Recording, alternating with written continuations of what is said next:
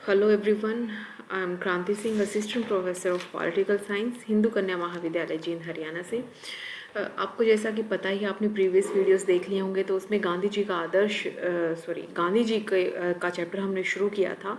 और गांधी जी की life history, राजनीतिक विचार, साध्य और साधन संबंधी विचार के बाद अब हम आ गए हैं गांधी जी का आदर्श राज्य बताने के लिए। गांधी जी किस प्रकार का राज्य चाहते थे, किस प्रकार का देश चाहते थे, इसके बारे में आपको इस वीडियो में एक्सप्लेन किया जाएगा। गांधी जी राज्य के वर्तमान जो रूप है, यानी कि उस समय का जो राज्य था, देश था, उससे बिल्कुल भी संतुष्ट नहीं थे, सरकार की कार्यप्रणाली से संतुष्ट नहीं थे। उन्हें ये लगता था कि भारत का जो लोकतंत्र है वो शक्ति पर आधारित है, और जो शक्ति कुछ राजनीतिक दलों के अंदर ही सीमित होकर रह गई, खासतौर पर जो सत्ता में दल है उसी के पास सीमित होकर रह गई है। व्यक्तिगत स्वतंत्रता जो है वो लगभग खत्म हो गई है। राज्य इतना अधिक हस्तक्षेप करता है व्यक्ति के कार्यों में, तो इसीलिए वो आदर्श राज्य की बात करते हैं कि कैसा देश उनको चाहिए था, कैसा देश बनना चाहिए। तो उसमें सबसे पहले वो महत्वपूर्ण भूमिका निभाते हैं आदर्श राज्य के तौर पर कि पंचायती राज जरूर होना चाहिए। वो जैसा कि आप पहले भी काफ़ी बार पढ़ चुके हैं, गांधी जी राज्यहीन और सरकारहीन देश में विश्वास रखते हैं। उनका ये मानना था कि जो भारत है वो बहुत सारे छोटे छोटे गाँव में बंटा हुआ है, तो प्रत्येक गाँव आत्मनिर्भर होना चाहिए। प्रत्येक गांव में एक पंचायत होनी चाहिए जिसके पास गांव का प्रबंधन करने की, संचालन करने की पूर्ण शक्ति होनी चाहिए। ये सभी जो गांव हैं आत्मनिर्भर, आत्मशासित होंगे। प्रत्येक गांव की पंचायत के पास अधिक से अधिक शक्तियां होंगी। इस प्रकार संघ में शक्तियों का केंद्रीकरण नहीं होगा, बल्कि शक्तियों का विकेंद्रीकरण होगा। यानी कि शक्ति जो है किसी एक केंद्र के पास, केंद्र सरकार के पास न होकर विभिन्न छोटी छोटी पंचायतों में बंटी होगी, यानी कि विकेंद्रित होगी। गांधी जी के कल्पित समाज में बड़े बड़े नगर, न्यायालय, जेलें नहीं होंगी, अपितु यहाँ पर क्या होगा, स्वराज्य होगा। सभी कार्य लोगों की इच्छा के अनुसार चलेंगे। तो इस वजह से क्या है, न्यायालय और जेलों की जरूरत ही नहीं पड़ेगी, क्योंकि लोग अपनी इच्छा से अपना कार्य करेंगे तो गलतियाँ होने के चांसेस उनसे नहीं होंगे ही नहीं, ना ही वो कोई अपराध करेंगे। गांधी जी ऐसे समाज के दो गुण बताते हैं। पहला, लोगों का स्वैच्छिक सहयोग होना चाहिए। दूसरा, शक्ति का विकेंद्रीकरण होना चाहिए।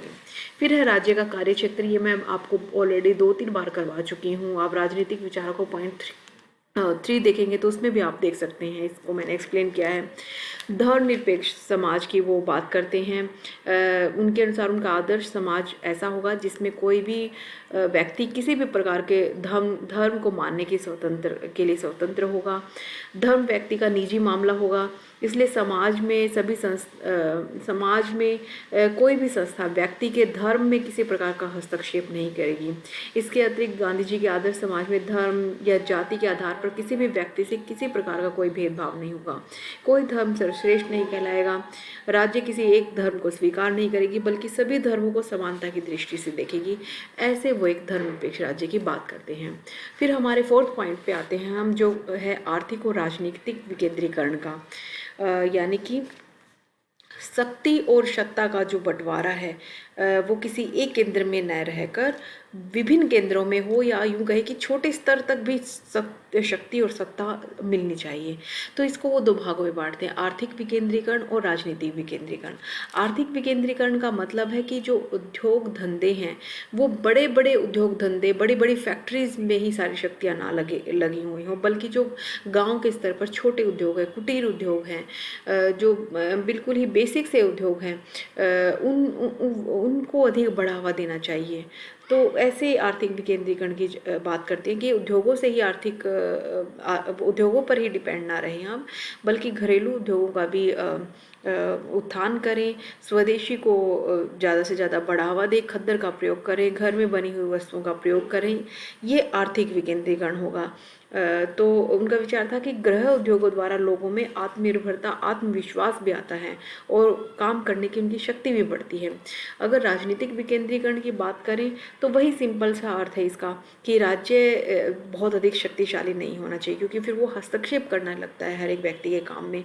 तो राज्य जो है सीमित होना चाहिए, बल्कि राज्य को या केंद्र सरकार को अपनी शक्ति जो है पंचायतों में और जो भी प्राथमिक संस्थाएं निर्धारित की हैं गांव के आधार पर, उनको जो है शक्ति बांट देनी चाहिए। फिर वो कहते हैं ग्रामीण अर्थव्यवस्था को ज़्यादा से ज़्यादा बढ़ावा देना चाहिए और स्वदेशी का भी ज़्यादा से ज़्यादा प्रचार करना चाहिए।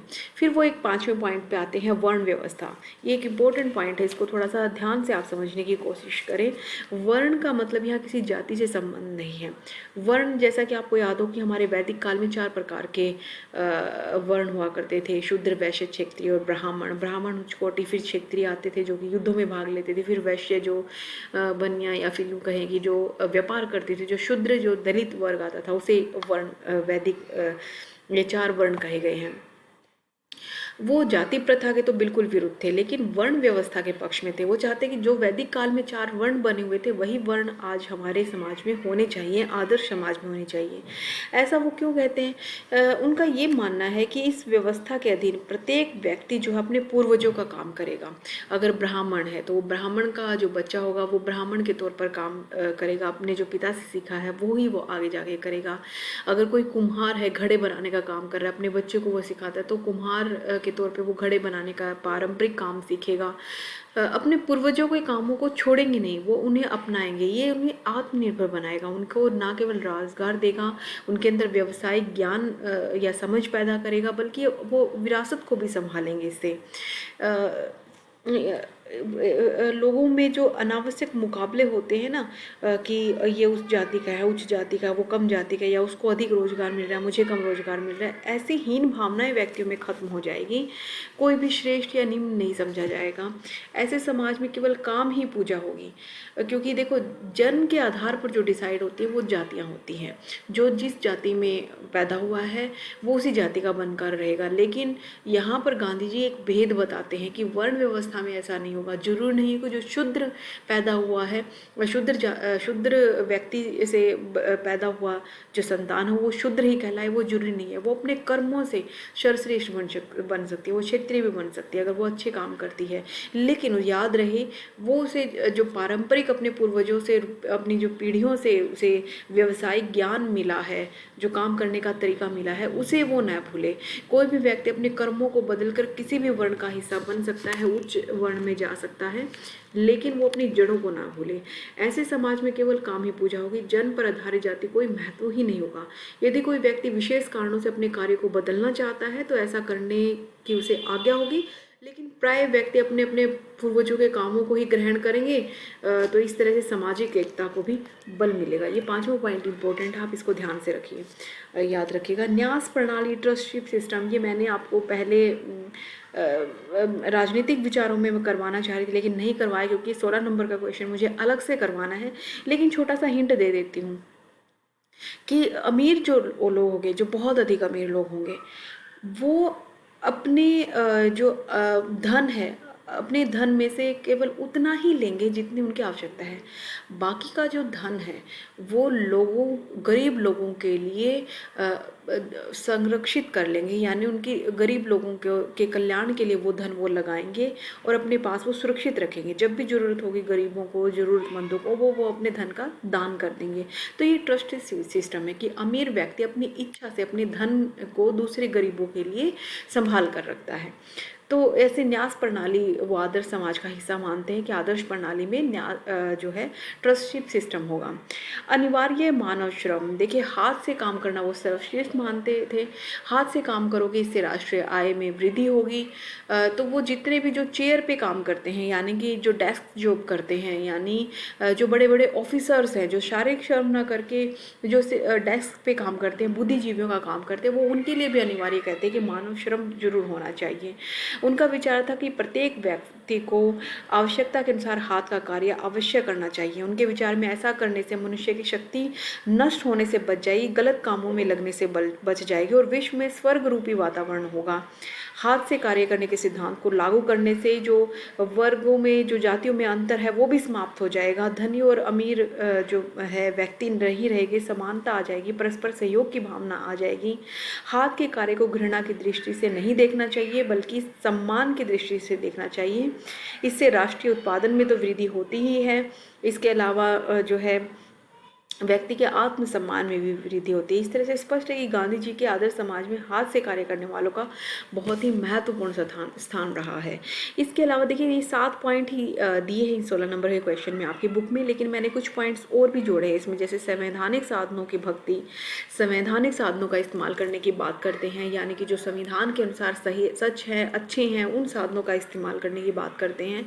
गैर संवैधानिक कौन से होते हैं? जो संविधान के विपरीत होते हैं, अपराध करना, हिंसात्मक गतिविधियों में भाग लेना, हथियारों का इस्तेमाल करना, मर्डर करना, ये सारे गैर संवैधानिक साधन हैं जो हिंसा पर आधारित हैं।